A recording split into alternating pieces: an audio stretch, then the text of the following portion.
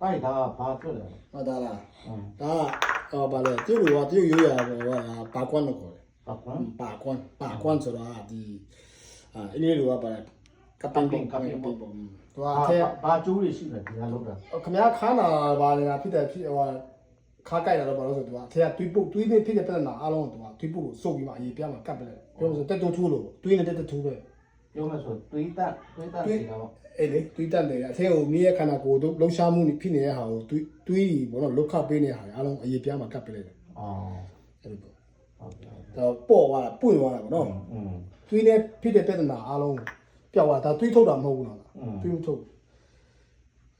တွေးတက်တော့ တွေးတန်တော့တွေးပုတ်တွေမကောင်းတဲ့တွေးပုတ်တွေကိုသူကအရေးပြားမှာတက်တိုးထိုးလို့ပေါ့ ဆုတ်တာ စုပ်ပလိုက်တာသူကတပတ်လောက်ဆိုရင်တော့သူကသူ့ရဲ့ဟိုအငွေ့ပြန်သွားတယ်သူကအက်ဆစ်တက်ကြောင့်ပေါ့နော်အငွေ့ပြန်သွားတယ် โอเค ဒါအန်ဒီယမ်ရှိပြီလားအခုဒရော့တော့ဘာလို့ကျွန်စင်းတာတော့မလုပ်နေဘူးလေ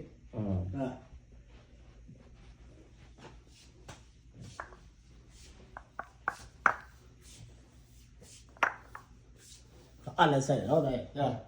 အတိတ်ပါ အဲ့ဆိုင်ကျွန်တော်အဆိုင်တယ်ပြီးတော့မီးရှူရယ်ခန္ဓာကိုပေါင်းပေးတယ်ဆက်နေတကူလုံးမီးနဲ့ပေါင်းပေးတယ် ခါနာဒူးနာ